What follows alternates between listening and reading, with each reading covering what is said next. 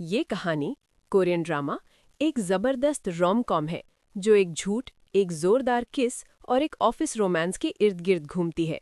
यहाँ इसकी पूरी कहानी अलग अलग भागों में समझाई गई है। कहानी शुरू होती है गो दारिम से, जो एक अकेली बेरोजगार लड़की है और अपने परिवार के कर्ज और माँ के इलाज के लिए परेशान है। उसे अपनी बहन की शादी के सिलसिले में जेजू आइलैंड जाना पड़ता है। वहां उसकी मुलाकात गोंग जी ह्यक से होती है, जो एक बेबी प्रोडक्ट्स कंपनी में मदर टीएफ टीम का सख्त स्ट्रिक्ट टीम लीडर है। जी ह्यक का खुद का मामला कॉम्प्लिकेटेड है। वो अपने माँ बाप के रिश्ते की वजह से प्यार पर विश्वास नहीं करता और उसे जबरदस्ती एक अमीर लड़की यू हा यंग से शादी के लिए तैयार किया जा रहा है। दारिम का एक्स बॉयफ्रेंड किम जोंग गुऑन भी वहीं होता है। दारिम उसे जलाने के लिए और जी ह्यक को बिजनेस डील में हेल्प करने के लिए वो दोनों फेक डेटिंग का नाटक करते हैं। जब जोंग गुऑन उनके रिश्ते पर शक करता है तो दारिम सबूत देने के लिए एकदम से जी ह्यक को पैशनेट किस कर लेती है।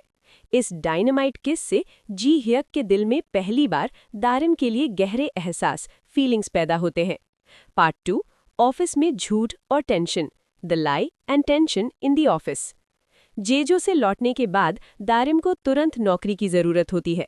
जिस कंपनी में वो नौकरी के लिए अप्लाई करती है वो मदर टीएफ टीम में काम करने वाली शादीशुदा और अनुभवी महिलाओं को प्रायोरिटी देते हैं। मजबूरी में दारिम ये झूठ बोलती है कि वो शादीशुदा है और उसका एक बच्चा भी है, जिसका जिक्र वो इंटरव्यू में करती है।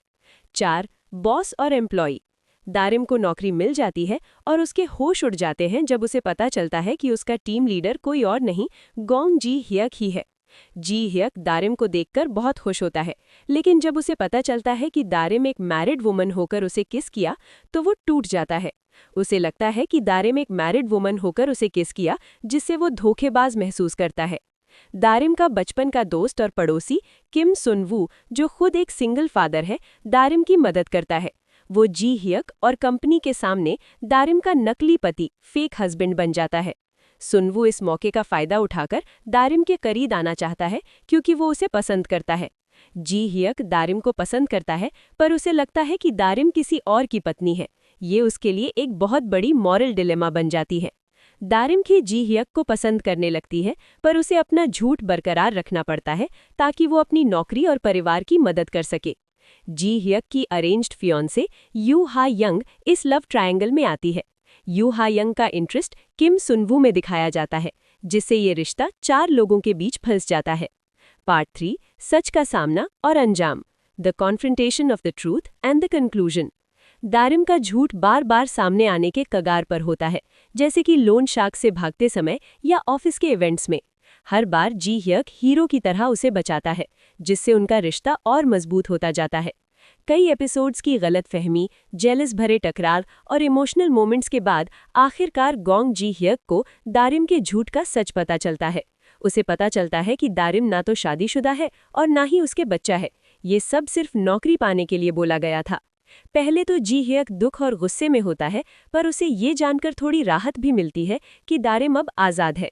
आखिरी एपिसोड्स इस बात पर फोकस करते हैं कि दारिम और जी ह्यक अपने रिश्ते को कैसे सुधारते हैं।